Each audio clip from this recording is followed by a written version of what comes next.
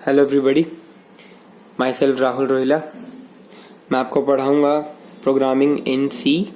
सी क्या है? बेसिकली एक लैंग्वेज। कंप्यूटर को इंग्लिश नहीं आती, हिंदी नहीं आती। कंप्यूटर से कुछ काम करवाना है, कंप्यूटर से बात करनी है, तो उसको वो बोल रहा है, कंप्यूटर बोलता है कि भाई मुझे अपनी लैंग्वेज में बात करो, मेरी लैंग्वेज में। तो कंप्यूटर से बात नहीं करने के लिए सी लैंग्वेज है। हमें सी लैंग्वेज सीखनी पड़ेगी। क्यों? क्योंकि हमें कंप्यूटर की ज़रूरत है। कंप्यूटर से बात करनी है, हम सी लैंग्वेज से बात करेंगे कंप्यूटर से। ठीक है, तो चैप्टर 1 हम शुरू करेंगे।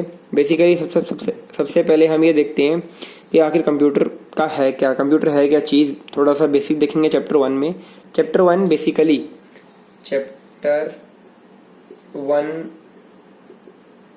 आज हम चैप्टर 1 शुरू करेंगे। चैप्टर 1 के बेसिकली 2 पार्ट है।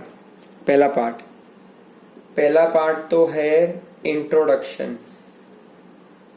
पहला पार्ट बेसिक इंट्रोडक्शन, कंप्यूटर है क्या और कंप्यूटर के बेसिक इन्फॉर्मेशन जो हमें नेसेसरी है, बेसिक इन्फॉर्मेशन। दूसरा पार्ट क्या करेगा, हमारे आगे जितने भी हम चैप्टर्स करेंगे, आगे जितने भी हम सी लैंग्वेज पढ़ेंगे, उसका जो सबसे इम्पोर्टेंट बेस है, बेस हर प्रोग्राम का। सी लैंग्वेज में हम प्रोग्राम लिखते हैं, तो हर प्रोग्राम का जो सबसे इम्पोर्टेंट, सबसे बेसिक चीज़ है, हम सेकेंड पार्ट में हम वो पढ़ेंगे। उसको बोलते हैं एल्गोरिदम्स एंड फ्लो चार्ट। क्या बोलते हैं? Algorithms and flow chart. Algo and flow chart. ठीक है, सेकंड पार्ट, चैप्टर 1 के सेकंड पार्ट में हम ये चीज पढ़ेंगे। बेसिकली यहाँ से हमारी प्रोग्रामिंग शुरू हो जाती है। ये तो चलो इंट्रोडक्शन है, बेसिक हम करेंगे। यहाँ से हमारी प्रोग्रामिंग शुरू हो जाती है कि प्रोग्रामिंग कैसे करते हैं, कोडिंग कैसे करते हैं। सी लैंग्वेज भी एक तरह की लैंग्वेज है, तो उसकी कोडिंग के लिए, हर प्रोग्रामिंग के लिए आपको पहले तो सबसे ज़रूरी है एल्गोरिदम और फिर फ्लो चार्ट। ये बहुत इंपॉर्टेंट है। अगर हमें ये चीज़ आ गई ना, तो सी लैंग्वेज हमें आसानी से समझ आ जाएगी। और कमाल की बात क्या है, ये चीज़ बहुत आसान है, ये चीज़ हम आराम से कर सकते हैं। ठीक है, तो हम अब चैप्टर शुरू करेंगे। सबसे पहले हम इंट्रोडक्शन से। तो चलो इंट्रोडक्शन शुरू करते हैं। बेसिकली कंप्यूटर है क्या? कंप्यूटर ना बेसिकली एक मशीन है। आप कुछ इनपुट करते हो, उसमें कुछ प्रोसेसिंग होती है अंदर, उसके बाद हमें कुछ आउटपुट मिलता है। ठीक है, एक मशीन है, सिंपल। कंप्यूटर ना आज के टाइम पे बहुत तरीके के होते हैं। छोटे से छोटा भी कंप्यूटर है, बड़े से बड़ा भी कंप्यूटर है। जैसे आपको मोबाइल फ़ोन है आपके पास, छोटा सा कंप्यूटर, देखो इतना सा मोबाइल फ़ोन होता है अपना। उसके बाद सिंपल जो हमारे पर्सनल कंप्यूटर, जो हमारे कंप्यूटर लैब में भी हैं कंप्यूटर, वो कंप्यूटर होते हैं, हमें जो पता है उनको पर्सनल कंप्यूटर बोलते हैं।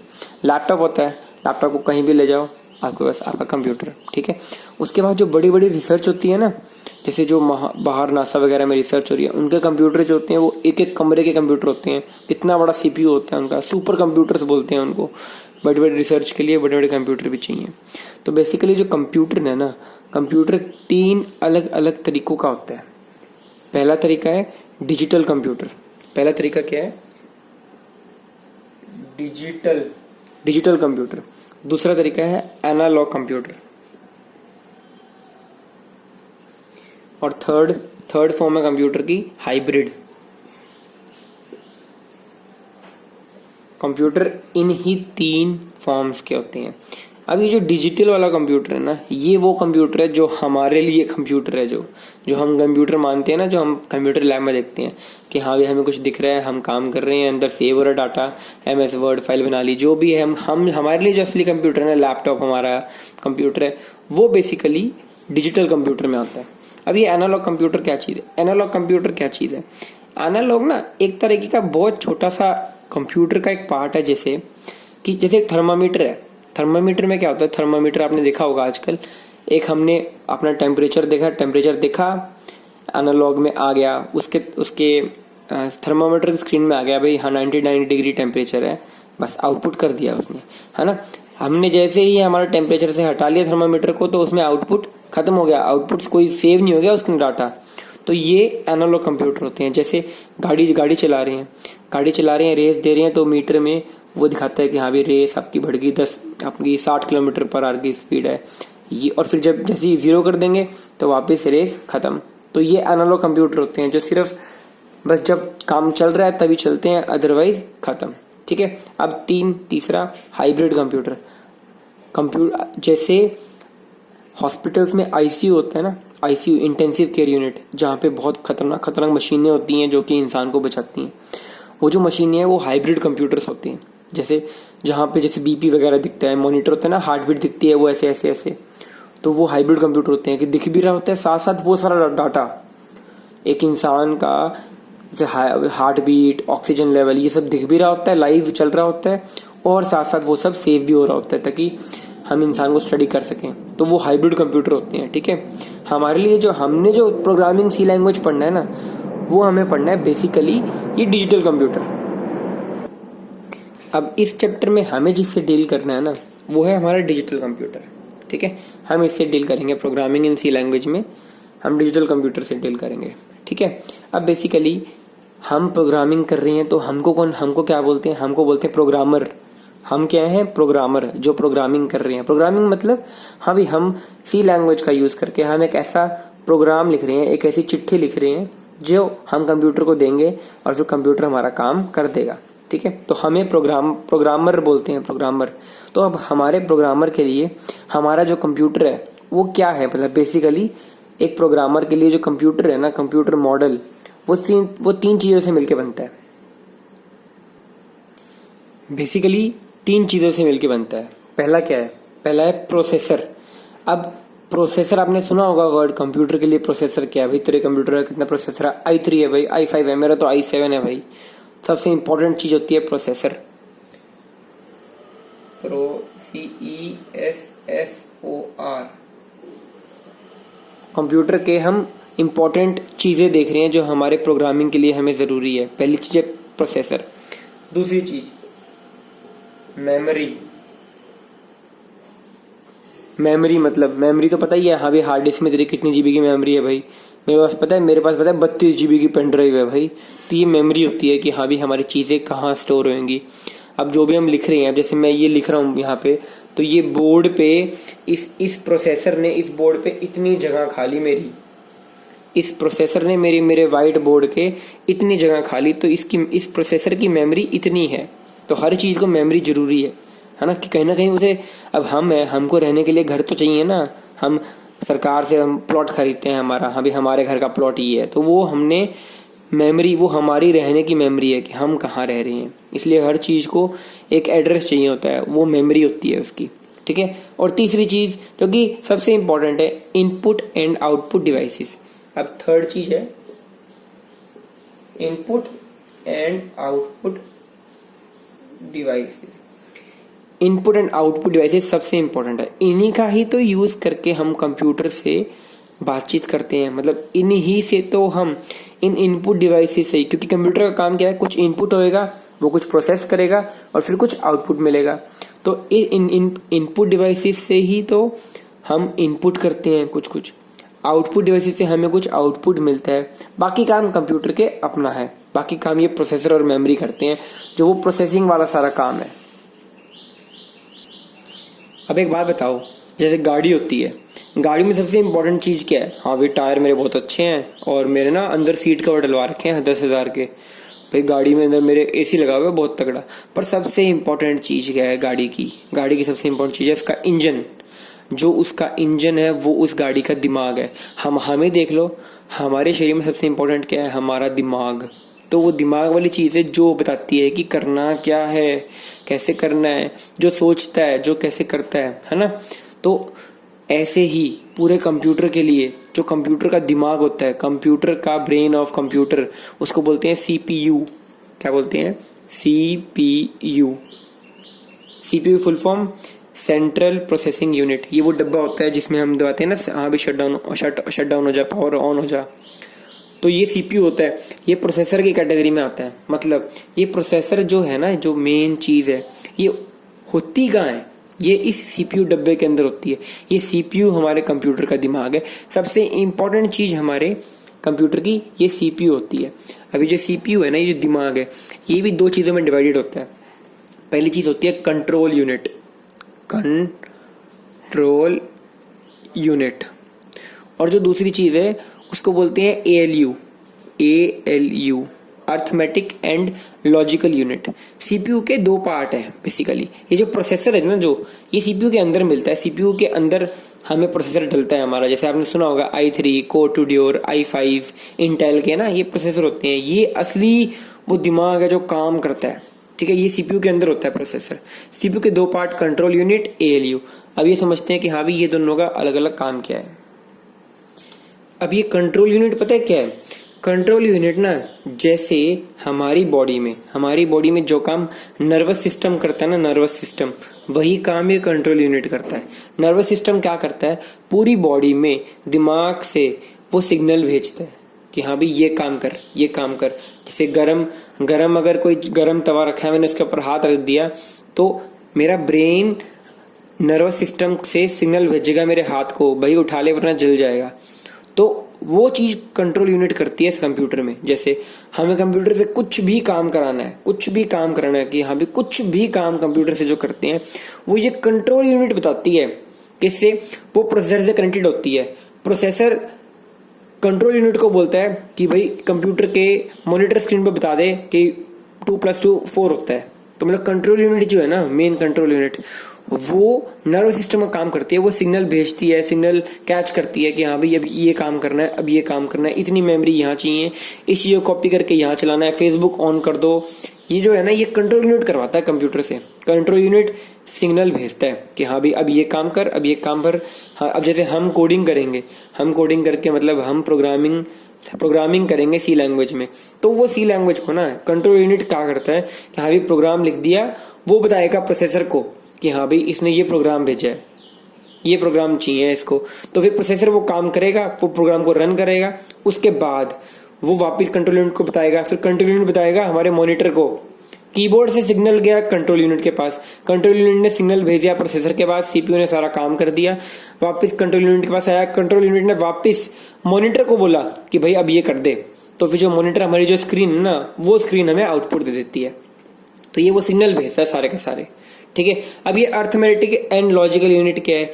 ये जो काम है ना, ये क्या काम करती है?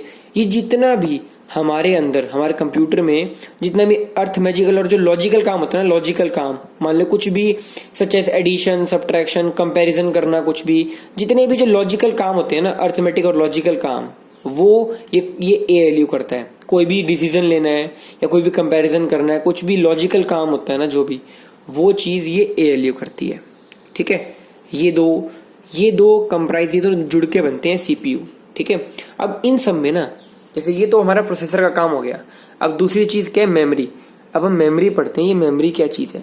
बेसिकली एक कंप्यूटर में क्या है, एक कंप्यूटर, अब हमको रहने के लिए जगह चाहिए, बिल्कुल चाहिए, हवा में तो उड़ नहीं सकते, तो हर चीज को जगह चाहिए होती है। हम जो प्रोग्रामिंग लिख रहे हैं, हम जो कोड कर रहे हैं, जैसे मान लीजिए ये एएलयू लिखा, इसने इस बोर्ड पे भी कहीं ना कहीं जगह ली है, तो हर चीज को कोई ना कोई जगह चाहिए।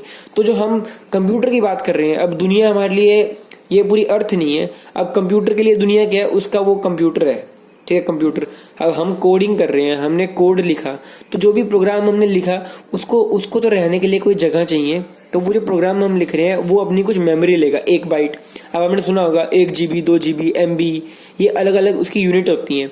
तो अब जो मेमोरी है ना, वो मेमोरी पे डिपेंड करती है, छोटी मेमोरी, बड़ी मेमोरी, और बड़ी, बहुत छोटी। सबसे छोटी क्या होती है? बिट। इसको बिट बोलते हैं। जैसे हम बोलते हैं ना कि यूनिट क्या है, बेसिक यूनिट क्या है, मेन, वो बिट है मेमोरी की। हाँ भाई 10 किलोमीटर नहीं, जैसे मीटर होता है ना, जैसे सेंटीमीटर होता है। सबसे छोटी जो है ना, जैसे यहाँ पे कंप्यूटर के केस में उसको बिट बोलते हैं, मेमोरी। हर प्रोग्राम जो हम बोल रहे हैं कंप्यूटर होगी, तो भाई तू ये काम कर, तो वो कुछ मेमोरी लेगा। वो होती है मेमोरी, मेन चीज, कि हाँ भी कुछ भी प्रोग्राम करने के लिए, कोई भी फाइल को कॉपी करने के लिए, कुछ भी चीज जो कंप्यूटर पे हम करेंगे, उसको कहीं ना कहीं रहने के लिए कोई जगह चाहिए। तो वो मेमोरी जो है ना, वो 2 तरीके की होती है। आपने सुना होगा, पहला बोलते हैं प्राइमरी मेमोरी, दूसरी होती है सेकेंडरी मेमोरी। अब मेमोरी में 2 इंपॉर्टेंट चीज, पहली है प्राइमरी मेमोरी, दूसरी है सेकेंडरी मेमोरी, ठीक है। अब प्राइमरी मतलब जो सबसे ज्यादा इंपॉर्टेंट है कंप्यूटर के लिए, बेसिक जो सबसे इंपॉर्टेंट मेमोरी होती है, वो होती है प्राइमरी। उसमें हमारे 2 पार्ट होते हैं। आपने नाम सुने होंगे फैंसी रैम, रोम। भाई तेरे फोन की रैम कितनी है? वो बोलेगा भाई मेरी तो 3 GB रैम है। अच्छा 3 GB? हाँ भाई एक चीज बता दी कि इतनी जगह घेर रही है मेरी रैम, 3 GB रैम है। अभी देखते हैं कि ये रैम क्या चीज है, अब ये रोम क्या चीज है। अब देखो रैम की फुल फॉर्म है रैंडम एक्सेस मेमोरी। अब हम कोई भी प्रोग्राम लिखते हैं, हम कंप्यूटर को कुछ भी बोल रहे हैं, कंप्यूटर कहाँ लेके जाएगा उसे, प्रोसेसर में। अब प्रोसेसर में कुछ भी काम होगा, कुछ भी करने के लिए काम, तो प्रोसेसर बोलेगा भाई मैं कहाँ करूँ, हवा में कोई करूँ, मुझे तो जगह दो।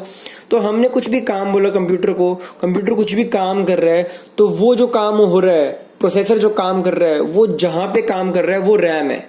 2 GB रैम होती है जैसे। हाँ, अब वैसे तो आपने सुना होगा कि भाई 500 GB का कंप्यूटर है मेरा, तो पर रैम सिर्फ 2 GB है, 3 GB है।